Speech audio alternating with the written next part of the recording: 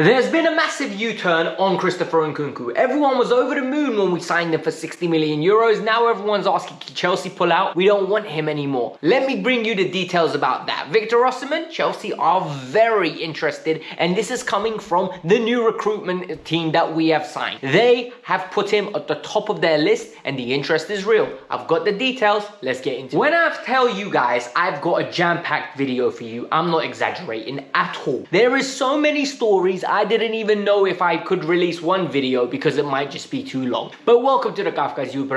Let me give you the rundown order. We're going to start with Victor Osimhen. Why Victor Osimhen is the #1 target Chelsea are going to be chasing this summer. Number 2, what's going on with Christopher Nkunku? When's he getting announced, and can Chelsea actually pull out? Number 3, Gvardiol. Why Chelsea are starting to pull out of that deal and are no longer as strongly interested as they once was. And that's coming from Fabrizio Romano and Ben Jacobs, very reliable sources. We've got the goalkeeper hunt finally starting to happen. I've told you lot, Kepa can't be the #1 next year. We've got 2 players that have been named, 2 players that Chelsea are eagerly chasing. Spoke to one of their agents, and the other one, our captain Cesar Azpilicueta, is actively pursuing by himself. Finally, Mason Mount. Information just keeps growing, and now you've got the full PR machine coming out with full nonsense. When I tell you Matt Law has come out with so much nonsense today, he's got me so angry. And if you want to see a rant, stay chill to the end, because I'm telling you now, Mason Mount and his PR machine is going to get that rant. And finally, Chelsea found a new way of generating guaranteed £25 million in 2025 when they participate in the brand new Club World Cup. Let's get into it and let's break this down. But before we get started, you guys already know the deal, alright? This channel literally needs you guys to give it CPR. And the way you do it is hit that like button. Do it now, because you will forget. You made it this far, that means you're supporting the channel. Number 2, you're enjoying this. Subscribe, because I bring you guys the non-filtered Chelsea content. I don't hold back my thoughts. I don't care what other people think. I literally give you my opinion off the cuff. And finally, if you want to build my socials and build the community that I'm aiming to build, in the pinned comment is my Instagram. Go follow me there and ask me any football related questions in the DM. But now, let's start with Victor Osimhen. Victor Osimhen is someone that's been linked to Chelsea for a while. Even when he was at Lille, he was linked to Chelsea. And some Chelsea fans had the audacity to say, do we really need him? We got Tammy Abraham. He's better than him in every which way. Well, that really aged well, didn't it? Now, Victor Osimhen has moved to Napoli, and Victor Osimhen has been absolutely destroying Serie A. Anytime he gets injured, it's a freak injury. It's not a muscle injury. It's like his face gets hurt and he has to play with a mask, or he's earned his arm. It's always something freak. So it's not like he's injury prone at all. Then you start looking at it from the other perspective. We know Napoli are going to demand for around about £120 million for him, and it's going to be a steep fee. And I've always said, I don't see Chelsea doing this move. The reason being, it's going to be too expensive. Well, then Chelsea went and got Enzo Fernandez like there was nothing, and all of a sudden, I ate my words, that Chelsea actually don't care about money. Like, if the talent is there, they're going to go and invest. And I think only the fact that Enzo is performing so well since joining will only encourage him to throw the money around, like left, right, and center. Throw it around like they're Jama run in the club. You know what I'm talking about. But other than that, this is now interesting because the new recruitment team apparently are looking for an individual that's strong, pacey, can link up play, and scores a ton of goals. That's the criteria that they're looking for. Essentially, they're looking at Victor Osimhen. I don't know about his link-up play, because I've seen him play. He's very, very tidy, but I wouldn't say he's the most Giroud type of player where he's going to link up play and be selfless. He's a goal-scoring machine. You're bringing him in, you're going to have to give him service. You're going to have to put the ball in behind. You're going to have to put the ball into the box and let him do what he does best, and that's attack it. So Chelsea, Man City, United, and Liverpool have all been named to be interested in the player, and it's very interesting to see what happens this summer. Great news that we are one of the clubs that are actively going to try go get. So ever since we've signed Christopher Nkunku, a lot of people have been very excited. And then come the January window, we ended up going to get Joao Felix, and now people are starting to say, we want Joao on a permanent. Now, the whole Nkunku euphoria has really simmered down and people don't want him. And it's getting to the point where people are like, where are we going to put both of them? Do we need both players? And this is a very good question. I actually really like that people are thinking in that logistical standpoint, because we're already a bloated team. We have too many players, and all of a sudden, if you bring Nkunku in for 60 million euros, he's going to have to play. Well, I was trying to wonder if Chelsea could actually pull out of the deal. Fabrizio Romano said no, it's official, it's been signed, it's done, it'll be announced on the 1st of July. That's what he's claiming. He said Chelsea signed him for 60 million euros. They're very eager to get this guy through the door and scoring goals and playing for the team. They believe he's got a lot to add, he's going to be a tremendous asset, and he's a top tier talent. So guys, anyone that had hope of us pulling out and using the money for Joao Felix, that's not going to be able to happen, because this deal is signed, sealed and delivered, as Fabrizio Romano would say. But we're also hearing very interesting news when it comes to Gvardiol. Chelsea, apparently, according to the one and only Ben Jacobs, are not as keen on Gvardiol as they once were. The initial interest for the Leipzig star was due to the fact that Gvardiol was a player that Chelsea wanted to replace Koulibaly. They were very disappointed with what Koulibaly was bringing to the table. They thought he was underperforming. And the reality is that Koulibaly has been very stop-start. I think that's the kindest way to put it. He's had a few good games, bad games, good games, bad games. It hasn't been very consistent. It's been very volatile. But now they were keen to go and get this deal done. Badiashile came in. They've been so impressed with Badiashile that it's to the point where they believe Badiashile should be a starter next season. They don't believe it's worth going to pay £90 million for Gvardiol. And this is where I'm going to give you my opinion. I genuinely believe, whilst Gvardiol is a phenomenal talent, whilst I think he is absolutely one of the best centre-halves in the world going forward for the next 5 years, he's the investment you should be making. I genuinely think we could spend our money better elsewhere. We still need a partner for Enzo. We still need a new goalkeeper. And according to a lot of you, we still need a striker. I don't think it's appropriate to go and spend another 90 million on a centre-back, when in reality, we got Badiashile, we got Colwell, Silva, Koulibaly, and Fofana. Like, that on paper is good.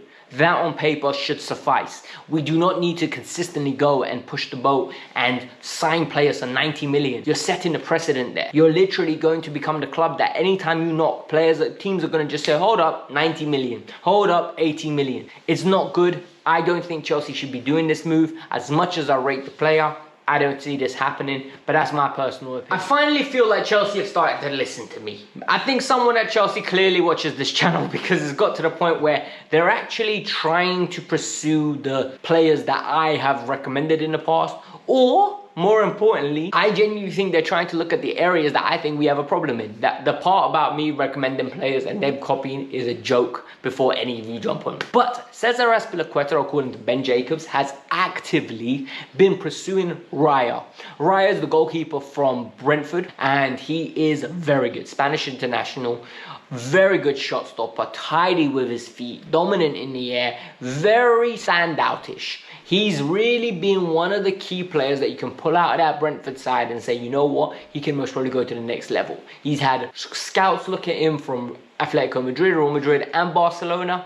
Teams are seriously considering putting an investment into this player. He's young, he's very athletic, he comes across as a very good long-term project. Chelsea are keen. They've spoken to his agent, and it's something that apparently Azpilicueta's been driving. Azpilicueta is very high on this player, and the recruitment team is very responsive. I like this because it shows that Aspi is actively doing his job as a captain. He's actively trying to use his contacts to secure better talent for the club. I think he would be a phenomenal replacement for Kepa Arrizabalaga. I don't rate Kepa. You already know where I stand with him. I think he's a great shot stopper. I just do not see him being imposing enough for what I want in my goalkeeper. Furthermore, this is the interesting one. Chelsea have also been speaking to Kobal. Kobal is a Swiss international that plays for Dortmund. He played in the first leg, not in the second leg.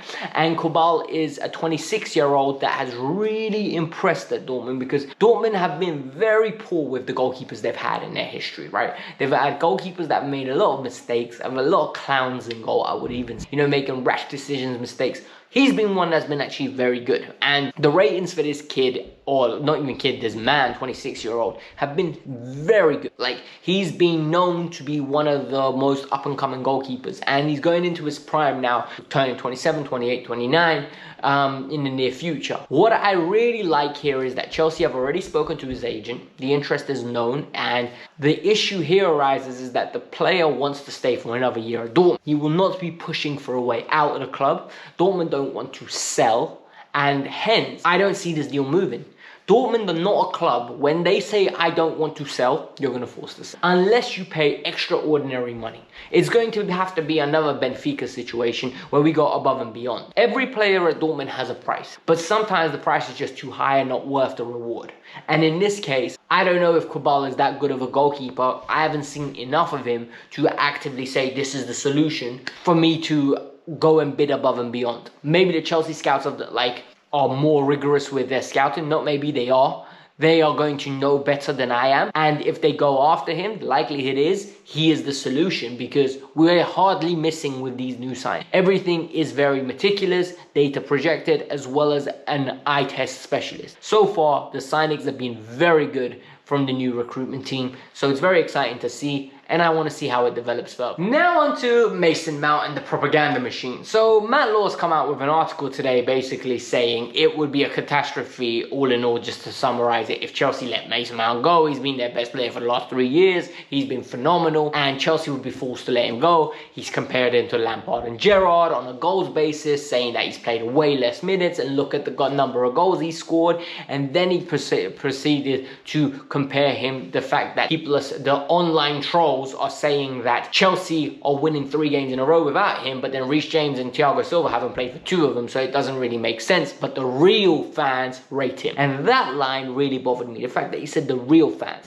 So let me get this straight. The real fans are the fans that attend the games, allegedly, according to him, and share the same opinion as him. How does that make any sense? So by that logic, anyone that doesn't share my opinion and doesn't believe in what I say essentially isn't a real fan.